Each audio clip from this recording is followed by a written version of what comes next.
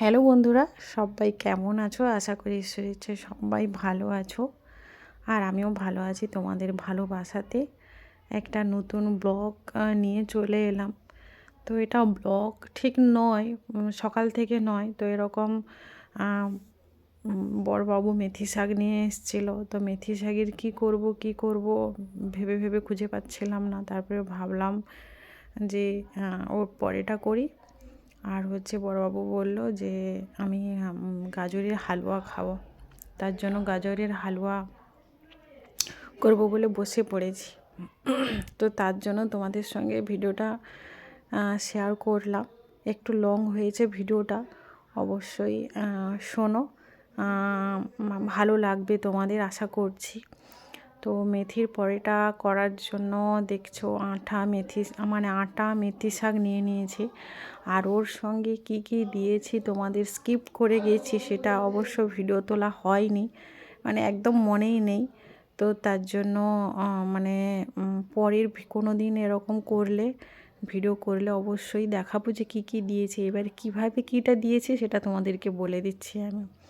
প্রথমে আটা নিয়েছি, ওতে বেকিং সোডা নিয়েছি কিছুটা, সরষার তেল, আদা রসুন বাটা অল্প পরিমাণ মতো, যেরকম আটা নেবে, আর পেঁয়াজ কুচি, আর পারলে হালকা কালো জিরে যে হয় অল্প করে দিয়ে দিতে পারো। দিয়ে হালকা হালকা করে হালকা হাতে মেখে নিচ্ছি, দেখতেই পাচ্ছ। তো তোমাদেরকে সবটা দেখাতে পারলাম না, তার জন্য ক্ষমা চাইছি। অন্য কোনো ভিডিওতে অবশ্যই তোমাদের সঙ্গে শেয়ার করলে, কারণ এরকম সময় পাই না, কারণ সারাদিন ডিউটিতে থাকি আর রাত্রে সময় পাই, তার জন্য তাড়াহুড়ো করে করতে হয়।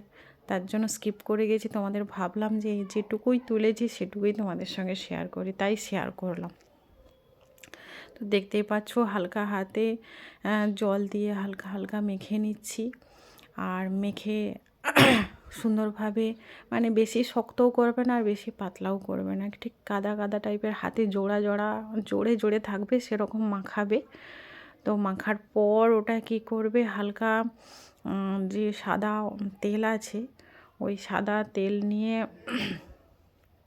মাখিয়ে দেবে। দিয়ে মেখে সাদা তেলটা মেখে কিছুক্ষণ রেস্টে রেখে দিবে, আধা ঘন্টা মতো। আধা ঘন্টা না হলেও তোমার মন মতো যদি 10-15 মিনিট হলেও হবে, কারণ আমি সময় পাই না, তো তার জন্য আমি এরকম আধা ঘন্টার কথা বলছি। আমি এরকম 1-2 ঘন্টা আগে মেখে রেখে দিই, যখন সময় পাই বিকেলে মেখে রেখে দিই, তারপরে রাতে ভাজি। তার জন্য তোমাদেরকে বলে দিচ্ছি, তোমাদের 10-15 মিনিট রাখলেই হবে, যে যেরকম পারবে সে সেরকম রাখবে, কোনো সমস্যা নেই। তবে 10-15 মিনিট অতি অবশ্যই, তার বেশি রাখলেও কোনো ব্যাপার নেই। দেখতেই পাচ্ছ সাদা তেল দিয়ে মাখিয়ে ওটা ঢাকনা দিয়ে রেস্টে রেখে দিচ্ছি। তো রেখে দেওয়ার পরে এবারে তোমাদের সঙ্গে একটু দেখতেই পাচ্ছ যে কীরকম মেখেছি আর কীরকম দেখতে লাগছে, কেমন লাগছে অবশ্যই বলো মাখানোটা। তো তারপরে গাজরের হালুয়া করব বলে বসে পড়েছি। আর ওই বাটিতে দেখতে পাচ্ছ ওটা কাজু আছে, কারণ কিশমিশ খেতে আমাদের বাড়িতে কেউই ভালোবাসে না, একমাত্র বড়বাবুই ভালোবাসে, ও খায়, তার জন্য শুধু কাজু নিয়ে এসেছিলাম।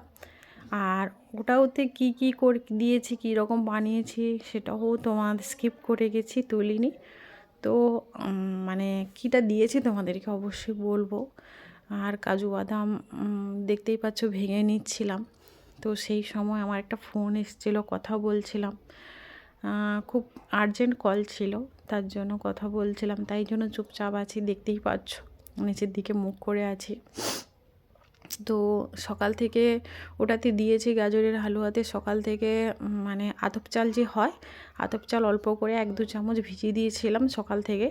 তো ওটা বেটে নিয়েছিলাম। আর পাউডার দুধের একটা 10 টাকার প্যাকেট নিয়ে এসেছিলাম, কাজু ছিল, আর তোমার ওই দেখতে পাচ্ছ যে গাজর ছিল।